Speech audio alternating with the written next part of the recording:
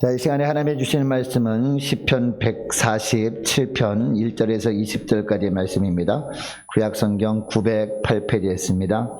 시편 147편 1절에서 20절까지의 말씀. 제가 읽겠습니다. 할렐루야. 우리 하나님을 찬양하는 일이 선하며 찬송하는 일이 아름답고 마땅하도다. 여호와께서 예루살렘을 세우시며 이스라엘의 흩어진 자들을 모으시며 상심한 자들을 고치시며 그들의 상처를 싸매시는도다. 그가 별들의 수요를 세시고 그것들을 다 이름대로 부르시는도다. 우리 주는 위대하시며 능력이 많으시며 그의 지혜가 무궁하시도다. 여호와께서 겸손한 자들을 붙드시고 악인들은 땅에 엎드러뜨리시는도다. 감사함으로 여호와께 노래하며 수금으로 하나님께 찬양할지어다.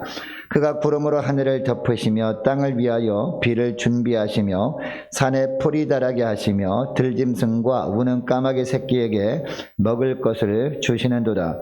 여호와는 말의 힘이 세다 하여 기뻐하지 아니하시며 사람의 다리가 억세다 하여 기뻐하지 아니하시고 여호와는 자기를 경외하는 자들과 그의 인자심을 바라는 자들을 기뻐하시는도다. 예루살렘아 여호와를 찬송할지어다. 시온아 내 하나님을 찬양할지어다. 그가 내 문빗장을 견고히 하시고 내 가운데 있는 너희 자녀들에게 복을 주셨으며 내 경내를 평안하게 하시고 아름다운 밀로 너를 배불리시며 그의 명령을 땅에 보내시니 그의 말씀이 속히 달리는도다. 눈을 양털같이 내리시며 서리를 재같이 흩으시며 우박을 떡부스러기같이 뿌리시나니 누가 능히 그의 추위를 감당하리요. 그 말씀을 보내사 그것들을 녹이시고 바람을 불게 하신즉 물이 흐르는도다. 그가 그의 말씀을 야곱에게 보이시며 그의 율례와 규례를 이스라엘에게 보이시는도다. 그는 어느 민족에게도 이와 같이 행하지 아니하셨나니 그들은 그의 법도를 알지 못하였도다. 할렐루야. 아멘. 기도하겠습니다. 하나님 아버지 감사합니다. 오늘도 추운 날씨지만 저희들 말씀을 사모하여 주 앞에 나와서 주의 말씀을 듣습니다. 주님께서 오늘도 종입술을 통해서 말씀이 선포되어질 때 성령 하나님께서 깨닫게 하시는 은혜를 모든 성도들에게 풍성하게 부어주셔서 이 말씀을 잘 새겨들을 때 잘 깨닫게 하시고 이 말씀대로 행함으로 말미암아 어떤 상황 속에서도 주님께서 부어주시는 하늘의 은혜와 능력 덧입고 살아갈 수 있도록 은총 내려 주옵소서. 감사드리오며 우리 주 예수님의 이름으로 기도드리옵나이다. 아멘. 할렐루야. 은혜 많이 받으시기 바랍니다. 날씨가 엄청나게 많이 추운데요. 감기 조심하시기 바랍니다. 자, 우리는 지난 시간부터 할렐루야 시편을 살펴보겠습니다. 이 할렐루야 시편은 어떤 시편이라고 제가 말씀드렸죠? 할렐루야로 시작해서 할렐루야로 끝나는 시편이 할렐루야 시편이다 라고 했습니다. 할렐루야는 어떤 의미라고 했습니까? 하나님을 찬양하라, 그리고 하나님을 자랑하라 라는 뜻도 있다라고 하고 있습니다. 자, 오늘은 할렐루야 시편 중에서 두 번째 시편인데요. 이 두 번째 시편은 특징이 있습니다. 우리가 찬송가를 부를 때 우리가 헌금할 때도 찬송하고 그리고 임내송도 하고 합니다. 근데 찬송가를 보면요 1절, 2절, 3절, 4절 이렇게 절수가 있지 않습니까? 오늘 본문에도 보면 1절부터 20절까지 보면 찬송가 1절, 2절, 3절 하는 것처럼 단락으로 나눠져 있어요. 1단락, 2단락, 3단락 이렇게 나눠져 있는데 우리가 먼저 봤던 1절부터 6절까지 말씀이 바로 1단락입니다. 그리고 7절부터 11절까지가 2단락이에요. 그리고 마지막 12절부터 20절까지가 3단락입니다. 찬송가로 따지면 1절, 2절, 3절로 이루어져 있구나 이것을 알게 되고 그리고 할렐루야를 시작해서 할렐루야로 마치고 있습니다. 굉장히 조직적으로 되어 있는 것이죠. 무엇보다도 1절 말씀 보시기 바랍니다. 1절 보면 할렐루야 우리 하나님을 찬양하는 일이 선하며 찬송하는 일이 아름답고 그 다음에 뭐라고 합니까? 마땅하도다 라고 하고 있습니다. 여러분 이 마땅하도다 라는 말이 무슨 말일까요? 해도 되고 안 해도 되는 그런 일을 말합니까? 아니죠. 당연히 해야 된다는 겁니다. 내 감정과 내 의지와 상관없이 환경과는 관계없이 하나님의 자녀들이라면 당연히 하나님을 어떻게 해요? 찬양해야 된다. 하나님을 높여드려야 된다라고 말씀하고 있습니다. 자, 우리가 자동차를 운전하다가 사거리에 도착했습니다. 사거리에서 빨간 신호등이 켜졌어요. 빨간 신호등이 딱 켜졌는데도 불구하고 멈출까? 그냥 갈까? 우리가 선택할 수 있습니까? 선택할 수 없는 거죠. 무조건 멈춰야 되는 것이죠. 그죠? 이처럼 당연히 하나님을 찬양하는 것을 하나님의 백성이라면 할까 말까 망설임이 없이 어떻게 된다? 당연히 찬양하며 살아야 된다는 겁니다. 하나님을 믿지 않는 사람들이라면 상관없지만 우리가 하나님의 자녀들이라면 당연히 하나님을 찬송해야 된다라고 하고 있는데, 왜 마땅히 하나님을 찬송해야 되는지 1단락, 2단락, 3단락에서요 나눠가지고 설명하고 있는 겁니다. 자, 1단락을 보면 왜 우리가 하나님을 마땅히 찬양해야 되느냐. 하나님은요 회복시킬 수 있는 온전하신 하나님이기 때문에, 유일하신 하나님이기 때문에, 우리를 온전하게 회복시키시는 유일한 분은 하나님밖에 없기 때문에 우리는 하나님만을 찬양해야 된다라고 말씀하고 있어요. 자, 2절 3절 말씀 보시기 바랍니다. 자, 2절 3절 보면 여호와께서 예루살렘을 세우시며 이스라엘의 흩어진 자들을 모으시며 상심한 자들을 고치시며 그들의 상처를 싸매시는도다 라고 하고 있습니다. 2절 말씀은 무슨 말씀이냐? 예루살렘을 세우신다라고 하는 것은 무슨 얘기예요? 예루살렘이 완전히 다 박살난 상황이었다는 것을 전제로 하는 것 아니겠습니까? 예루살렘 성이 완전히 회파되어 버렸어요. 성전도 다 무너져 버렸단 말이에요. 이런 상황에서 예루살렘 성이 다시 재건되는 것은 불가능에 가까웠습니다. 그럼에도 불구하고 하나님께서 70년 만에 이 포로들을 돌아가게 하시고, 이 예루살렘으로 돌아간 포로들을 통해서 예루살렘 성전이 재건되고 그리고 성벽도 재건되는 역사를 일으키셨다는, 누가요? 하나님께서. 물론 인간적으로 보면 포로 귀환했던 자들 중에서 지도자였던 스룹바벨과 느헤미야를 통해서 그 일을 한 것처럼 보였지만 누가 한 겁니까? 하나님께서 누구를 통해서? 스룹바벨과 느헤미야를 통해서 하신 것이다. 하나님은 이처럼 예루살렘을 세우시는 분이다라는 거야. 자, 그리고 그 다음에 보니까 이스라엘이 흩어진 자들을 모으시며 라고 하고 있습니다.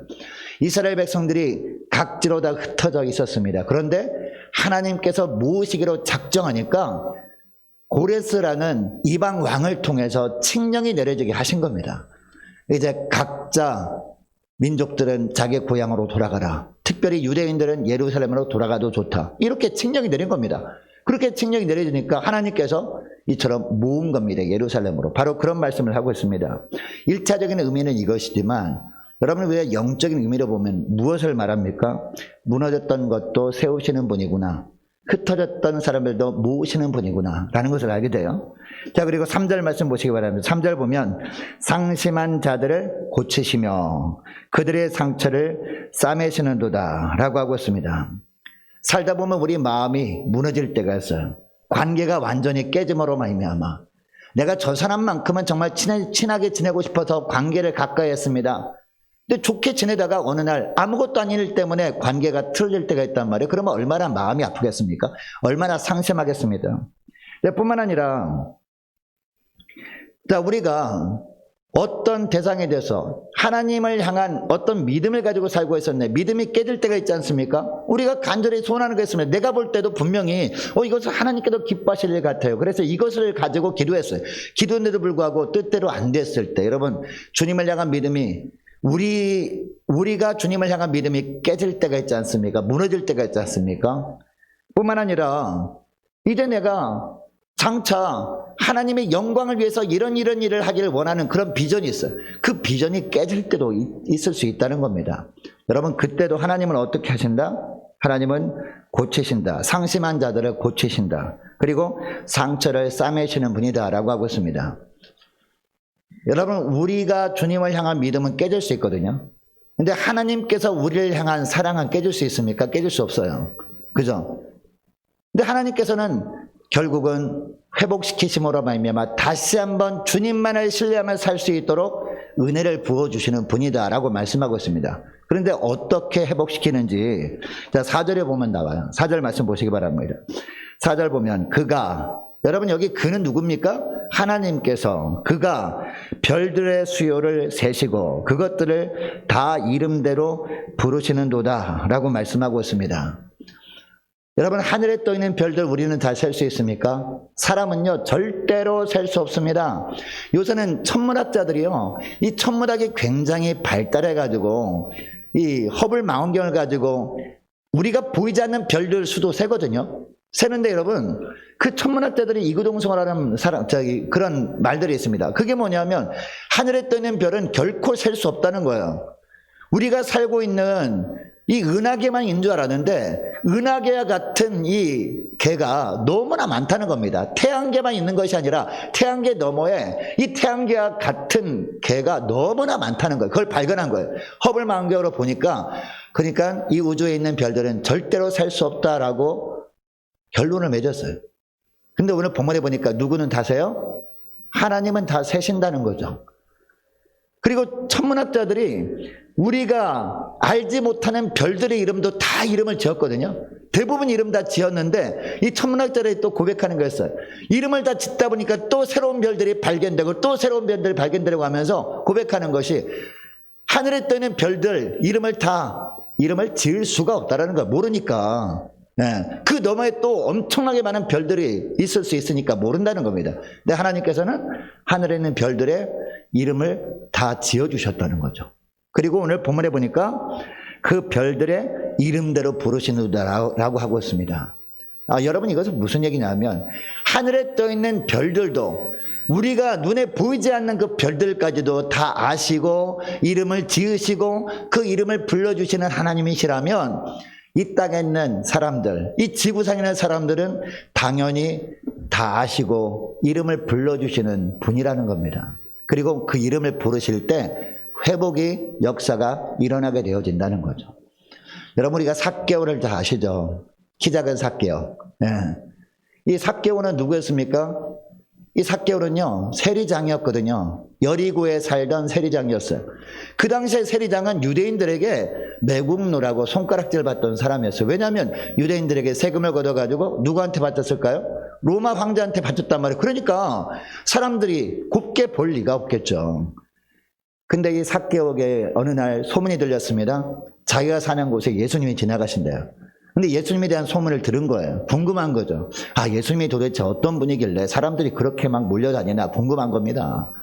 자, 궁금했는데 보고 싶은 거죠. 그래서 어느 날 자기가 키가 작기 때문에 사람들이 막 모였을 때 볼 수 없잖아요.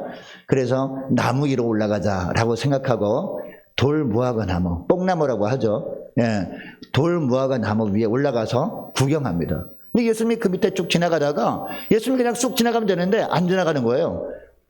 나무 위를 쳐다보면서 삭개오를 바라보면서 뭐라고 합니까? 이름을 불러줍니다. 이름을 불러주면서 삭개오의 집에 머물겠다라고 합니다. 이때 삭개오가 집으로 이제 예수님을 모셔드리고 식사를 대접합니다. 그 식사 대접하면서 너무 기분이 좋으니까 삭개오가 뭐라고 하는지 아십니까? 누가복음 19장 18절 말씀 보면 주여 보시옵소서 내 소유의 절반을 가난한 자들에게 주겠사오며 만일 누구 이것을 빼앗은 일이 있으면 내 갑절이나 갚겠습니다. 이런 고백을 합니다. 그런데 여러분, 삭개오가 언제 회심하게 됩니까? 언제 주님을 만난 거예요? 예수님께서 삭개오의 이름을 불러주셨을 때예요. 그동안 삭개오를요, 사람들은 어떻게 보면 사람 취급도 안 한 거예요. 어떻게 저런 사람이 있을 수 있나? 유대인이라고 하면서 어떻게 유대인들에게서 세금을 강탈해가지고 어떻게 그것을 이 로마 정부에 갖다 바칠 수 있나라고 하면서 만나지도 않고요. 이 삭개오가 무엇에 관심이 있는지 관심도 없던 거예요, 사람들은. 네. 그냥 외면해버린 겁니다. 그런데 우리 예수님은 삭개오 이름을 불러주신 거예요. 삭개오를 불러주니까 삭개오가 너무나 기분이 좋아가지고 성경 말씀에 보면 즐거워하면서 나무에서 내려와서 예수님을 영접했다라고 하거든요. 삭개오야 이름만 불러주신 것이 아니라 거기서 내려오라 라고 하시니까 삭개오가 너무 즐거워가지고 그렇게 예수님을 영접했다는 겁니다. 이때 이 삭개오의 회심이 일어난 겁니다. 여러분, 바울도 생각해 보시기 바랍니다. 이 바울이 옛날 이름이 뭐죠? 사울이잖아요, 사울. 이 사울이 어떤 사람이었습니까? 교회를 핍박하고요, 예수 믿는 형제자매를 고통스럽게 했던 사람 아니었습니까? 심지어는 다메섹에 살고 있던 예수 믿는 사람들도 어떻게 하면 붙잡아다가 공회에다 넘기려고 가던 사람이었잖아요. 자, 그런데 이 다메섹 도상으로 가던 중에 누구를 만나죠? 누구를 만나요? 부활하신 예수님을 만나는 거 아닙니까? 부활하신 주님께서 만나주셨어요. 만나주셔서 예수님이 가장 먼저 한 말씀이 뭐예요? 네? 사울아, 사울아. 사울의 이름을 불러준 거예요. 사울아, 사울아라고 하면서 왜 나를 핍박하느냐 이런 말씀하지 않았겠습니까? 이때부터 사울이 완전히 바뀐 겁니다. 예수님께서 어떤 능력을 이 사울에게 행해 주셨기 때문에 바뀐 것이 아니라 예수님께서 사울의 이름을 불러주셨기 때문에 사울아, 사울아. 사울을 알아주셨기 때문에 이렇게 바뀌었다는 것이죠. 다시 본문으로 돌아와서 4절 말씀 보면요, 우리 하나님은 무엇을 세신다? 하늘의 별들을 세신다, 다 세신다라고 말씀하고 있고 그것들을 다 이름대로 부르시는 하나님이라고 하고 있습니다. 여러분, 우리가 하나님을 찬송해야 되는 이유가 뭘까요? 주님은 누구를 아셔요? 바로 저와 여러분을 아시는 분이다라는 거죠. 저와 여러분을 찾아와서 저와 여러분의 이름을 불러주시는 분이다. 바로 그것 때문에 우리가 주님을 찬양하는 것이 마땅하다는 겁니다. 여러분, 주님께서 우리의 이름을 불러주신다는 것은 무슨 얘기입니까? 우리를 다 이해해 주신다는 거죠. 우리를 고쳐주시고 우리를 만져주시고 싸매주시고 회복시켜 주신다. 바로 그것을 의미하는 거죠. 우리의 이름을 부르신다는 것은. 이것 때문에 우리는 기분과 관계없이 환경과 상관없이 하나님을 찬양하는 것이 마땅하다. 이 말씀을 합니다. 자, 두 번째 단락 보면요, 두 번째로는 왜 우리가 주님을 찬양하는 것이 마땅하냐? 우리의 필요를 채우시는 분이기 때문이다라는 거죠. 자, 두 번째 단락은 7절부터 11절까지인데 7절 말씀 보시기 바랍니다.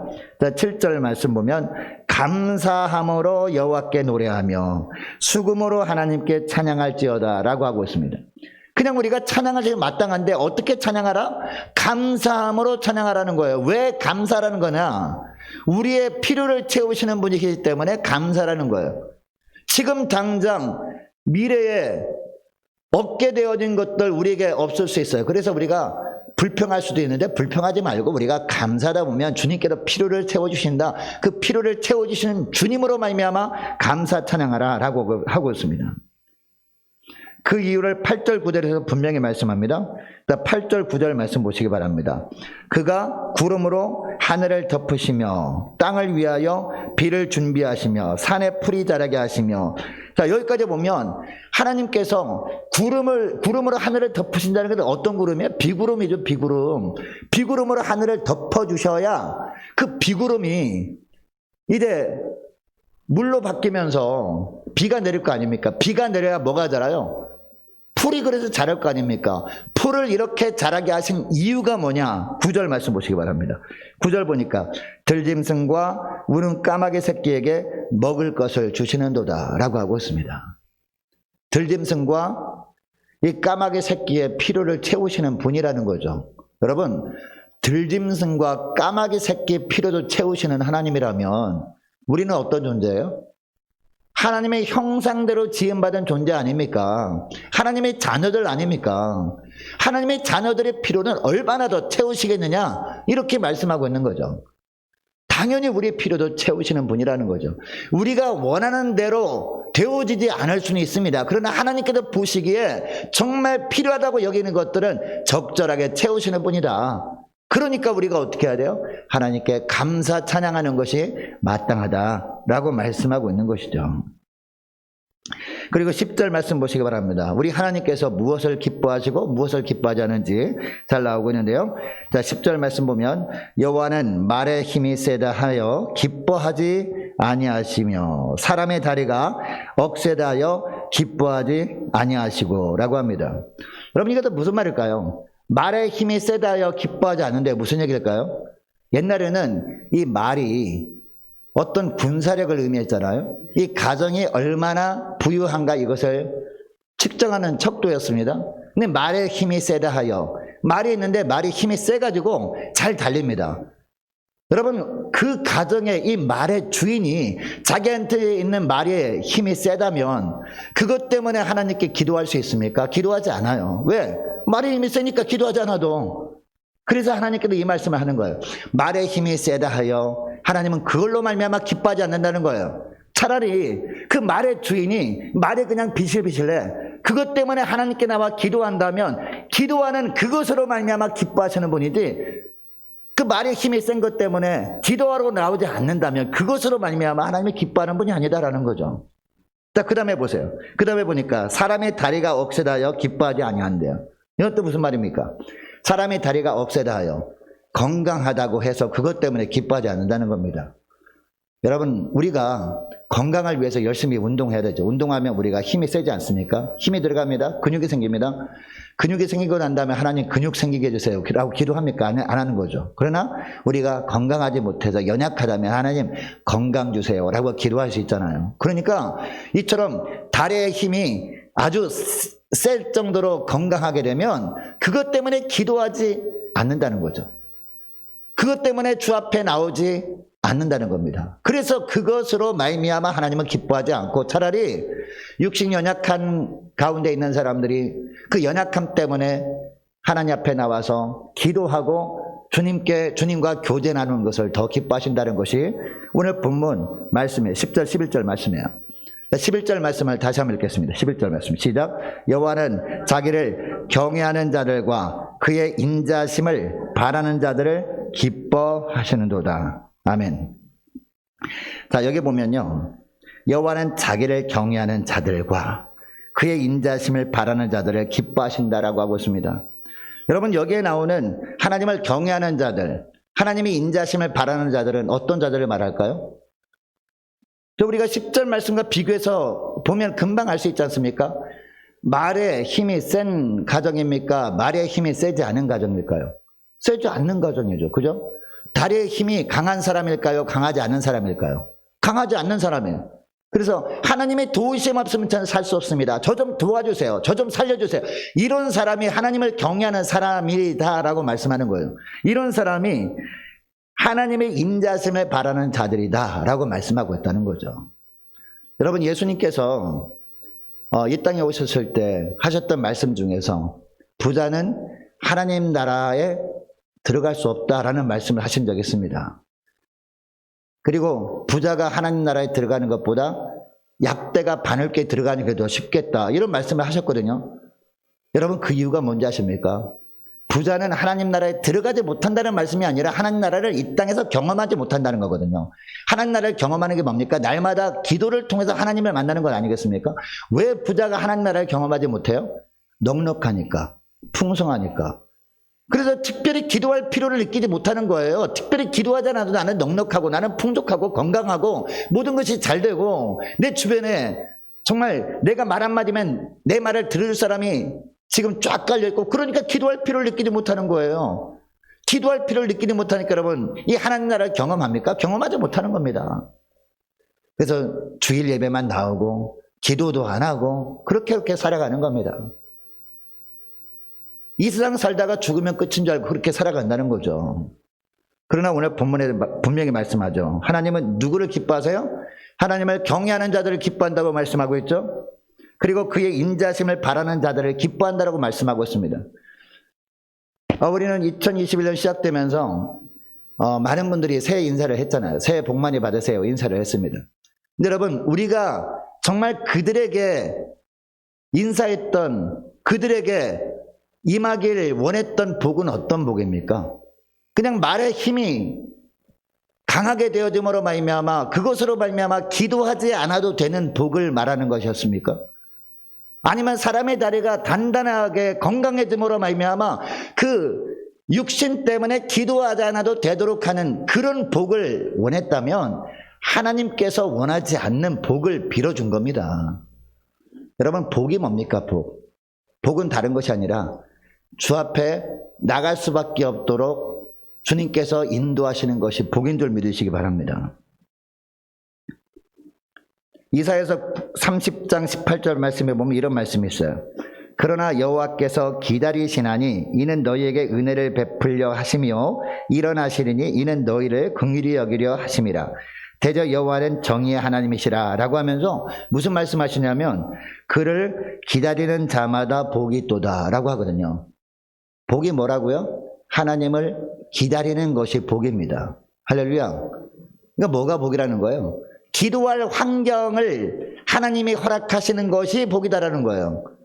완전 내가 원하는 것이 100%다 채워져가지고 기도할 필요를 느끼지 못하는 것이 복이 아니라 우리가 날마다 기도할 수밖에 없도록, 그래서 날마다 주님을 만남으로 말미암아 하나님의 나라를 체험하며 살아가는 것이 이게 진짜 복이라는 거예요. 매 순간순간마다 하나님이 보시기에 적절하게 필요한 것들만 채워주심으로 말미암아 우리가 볼 때는 채워지지 않은 것들이 있잖아요. 또 그것으로 말미암아 기도하는 거죠. 그래서 날마다 하나님과 교제를 하는 것이, 이것이 복이다라는 거예요. 그래서 이 하나님을 감사하면서 찬양하는 것이 마땅하다라고 말씀하고 있습니다. 자, 그리고 세 번째 단락 보겠습니다. 자, 세 번째 단락은요, 자, 12절부터 20절까지의 말씀인데, 이 세 번째 단락을 통해서 우리가 왜 하나님을 찬양하는 것이 마땅한가, 그 이유를 말씀하고 있는데, 말씀으로 역사하시는 하나님이시기 때문이에요. 우리에게 말씀을 주시는 하나님이시기 때문입니다. 여러분 생각해 보세요. 예수 믿지 않은 사람과 예수 믿는 사람의 차이점이 뭡니까? 예수 믿지 않은 사람들 성경 말씀 읽어요. 읽는데 성경 말씀을 어떤 것으로 이해하고 믿습니까? 이해하고 읽습니까? 예수 믿지 않은 사람들은 단순히 그냥 이스라엘 역사책으로 읽는 겁니다. 근데 우리 예수 믿는 사람들은요, 하나님의 살아있는 말씀으로 믿는 거예요. 하나님의 살아있는 말씀으로 우리가 이해하고 이 말씀을 읽는 거예요. 그러니까 이 말씀이 우리에게 주어진 것이 복이라는 겁니다. 이 말씀을 하고 있어요. 이 구절에 오늘 본문에 보면 이 12절 말씀 다시 보면, 예루살렘아 여호와를 찬송할지어다. 그 다음에 누구? 시온아 내 하나님을 찬양할지어다 라고 하고 있습니다. 예루살렘아, 시온아라고 하는 것은 영적으로 보면 누구를 말한다고 말씀드렸나요? 바로 우리 자신들이죠. 예수님을 모시는, 성령에 거하시는 전인 바로 우리를 말한다고 제가 말씀드렸어요. 자, 우리를 향해서 하나님을 찬양하러 하는 이유가 뭐냐? 하나님의 말씀 주신 것에 대해서 감사하기 때문에 우리가 찬양해야 된다라는 겁니다. 여러분, 예수님이 이 땅에 오실 때 많은 사람들이 예수님의 말씀을 듣기 위해서 모였거든요. 다 모였는데 요한복음 6장 말씀에 보면은 이 모인 사람을 중에서 많은 사람이 떠나갔다라고 합니다. 왜? 예수님 말씀을 듣다 보니까 너무 어려운 거예요. 그 말씀대로 살아가기가. 그래서 많은 사람들이 예수님 곁을 떠나가요. 근데 이때 예수님께서 말씀하시죠. 제자들을 향해서 너희도 가려느냐? 너희도 떠나려느냐? 라고 말씀합니다. 이때 베드로가 유명한 그런 말씀을 하죠. 유명한 그런 대답을 합니다. 영생의 말씀이 여기 계시오매 우리가 주님을 어떻게 떠나겠습니까? 이런 대답을 한단 말이죠. 우리가 누구한테 가겠습니까? 영생의 말씀이 여기 계신데, 이런 대답을 합니다. 여러분, 베드로가 예수님을 떠나지 않았던 이유가 무엇이라는 겁니까? 살아있는 말씀이 있기 때문이었다는 겁니다. 이 말씀이 있었기 때문에 예수님 곁을 못 떠나겠다라고 고백을 한 거죠. 예수님의 말씀, 영생의 말씀이 자기에게 있다는 것이 이 땅에 그 어떤 복보다도 가장 큰 복이라는 것을 베드로는 이해하고 있던 거죠. 그래서 베드로는 이런 고백을 할 수밖에 없던 겁니다. 자, 오늘 보면 12절 말씀도 보시기 바랍니다. 자, 12절 말씀 보면 예루살렘의 여호와를 찬송할지어다, 시온아 네 하나님을 찬양할지어다 라고 하면서 특별히 또 15절 말씀도 넘어가 보면요, 뭐가 나와요? 그의 뭐를? 명령을 땅에 보내시니 라고 합니다. 자, 뿐만 아니라 16절 말씀도 보세요. 눈을 양털같이 내리시며 소리를 재같이 흩으시며 라고 하거든요. 네. 그의 명령을 땅에 보내신 결과가 바로 이것이라 라고 말씀하고 있거든요. 자, 그러니까 자, 15절 16절 말씀 보니까 무슨 얘기입니까? 하나님께서 눈을 양털같이 내리시며 라는 말은 무슨 말씀이에요? 하나님께서 눈아 내려라 라고 명령을 내리시니까, 말씀하시니까 눈이 이렇게 내렸다라는 겁니다. 하나님께서 서리에게 명령을 내리시니까 이 서리가 재같이 흩어지면서 내렸다라고 말씀하는 거예요. 17절 말씀도 보세요. 17절 말씀 보니까 우박이 나옵니다. 우박을 떡 부스러기 같이 뿌리시나니, 누가 뿌렸다고요? 하나님께서. 물론 내린 것은 우박이에요. 그러나 명령 내리신 건 누구라는 거예요? 하나님께서 명령을 내리신 거란 얘기죠. 말씀으로. 누가 능히 그의 추위를 감당하리요 라고 말씀하고 있습니다. 여러분 생각해 보세요. 눈이 내렸습니다. 서리가 내렸어요. 우박이 내렸어요. 그럼 어떻게 됩니까? 굉장히 추워지죠. 그죠? 늦가을부터 이렇게 서리가 내리기 시작하지 않습니까? 이제 겨울 되면 눈이 막 내리고 막 그럽니다. 그러면 너무너무 추워집니다. 그죠? 자, 이처럼 굉장히 추운 날씨인데, 자, 그 다음에 보세요. 자, 18절 말씀 같이 읽습니다. 18절 시작. 그의 말씀을 보내사 그것들을 녹이시고 바람을 불게 하신즉 물이 흐르는도다. 아멘. 겨울이 지나고 봄이 되는 것도 다 누구의 주관에 있다고요? 하나님의 주권하에 있다는 겁니다. 하나님께서 말씀을 하셨기 때문에 추위가 물러가고 봄이 오게 되어진다. 바로 그런 말씀을 하는 겁니다. 여러분, 이것을 영적으로 보면 어떤 말씀인지 아십니까? 우리가 이 말씀의 은혜를 받기 전에는요, 우리 마음이 강팍해요. 우리가 출애굽기 말씀을 살펴볼 때 애굽의 바로왕 보면서 저렇게 못된 사람인다라고 하지 않습니까? 이 바로왕의 모습이 우리 모습일 수 있다고 말씀하는 거거든요. 우리가 말씀의 은혜가 임하지 않으면 우리도 마음이 강팍해요. 하나님께서 무엇을 원하신다고 이렇게 느껴지긴 하지만 그런 일에 순종하지 못할 정도로 우리 마음이 냉랭해져 버려요. 그런데 예배를 통해서 우리가 말씀 묵상을 통해서 살아있는 말씀이 내 심령 가운데 임하잖아요. 그러면 어떻게 돼요? 이처럼 한겨울 추위 같았던 냉랭했던 그런 마음, 주님을 향해서 냉랭했던 마음이 완전히 봄이 찾아온 것처럼 완전히 부들부들해지는 거예요. 이 말씀의 은혜가 내 심령 가운데 이렇게 임할 때에 그 말씀의 능력으로 말미암아 이처럼 이 겨울에 꽁꽁 얼어붙었던 그런 대지처럼 완전히 그냥 냉랭해졌던 우리 마음 가운데 봄바람이 불기 시작하는 거예요. 그래서 주님의 말씀에 비로소 순종하며 살아갈 수 있게 되어진다. 바로 그런 말씀을 하는 거죠. 여러분, 예레미야 23장 29절 말씀에 보면 그래서 이런 말씀을 합니다. 여호와의 말씀이니라 내 말이 불같지 아니하냐. 주님의 말씀이 불이래요. 불같지 아니하냐. 바위를 쳐서 부스러뜨리는 방망이 같지 아니하냐라는 말씀을 합니다. 하나님의 말씀이 임하면 바위도 부러뜨린대요. 그래서 여러분, 출애굽기에 보면은 이 모세가 바위를 향해서 명령을 내렸는데 바위가 딱 쪼개지면서 물이 나오잖아요. 돌처럼 굳어져 버린 우리 마음도 주님의 말씀이 딱 임하잖아요. 이 말씀이 임하면 바위처럼 단단해져 버린 우리 마음도 쫙 쪼개지면서 우리가 순종의 사람으로 변화될 수 있다는 거죠. 여러분, 그러니까 하나님의 말씀이 우리에게 주어졌다는 것이 너무 감사한 것 아닙니까? 주님의 말씀이 능력이 아니면 우리가 살아갈 수 없으니까, 믿음으로. 그래서 이 말씀을 하나님이 우리에게 주신 것 때문에 우리가 어떻게 해야 된다? 하나님께 감사하며 찬양하는 것이 마땅하다. 이 말씀을 하고 있습니다.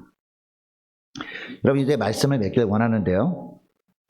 여러분, 성도가 하나님을 찬송하는 것은 우리가 선택할 수 있는 사항이 아니라는 것을 꼭 기억할 수 있게 원합니다. 우리가 하나님을 찬양하는 것은 그 마땅한 일인 줄 믿으시기 바랍니다. 왜냐하면 하나님이 나의 상심한 마음을 어루만져 주시고 온전하게 회복시켜 주시는 분이시기 때문이에요. 그리고 두 번째 이유는 뭐라고 했습니까? 두 번째는 다른 것이 아니라 하나님은 이 땅의 모든 만물들이 필요를 채워주실 뿐만 아니라 우리의 필요도 채워주시는 하나님이기 때문이에요. 그리고 우리 심령을 말씀으로 녹여주시고 변화시켜 주시는 하나님이시기 때문에 여러분, 이것을 기억하시고 한 주간 동안 상황과 관계없이 내 기분과 상관없이 오직 하나님을 마땅히 찬양하며 우리 주님만을 자랑하며 살아가시는 저와 여러분 되시기를 축복합니다. 자, 기도하겠습니다. 하나님 아버지, 감사합니다. 주님, 오늘도 거룩한 주일 저희를 세상에 두지 아니하고 주 앞에 나와서 예배를 통해서 하나님께 영광 돌리게 하심을 주님 감사합니다.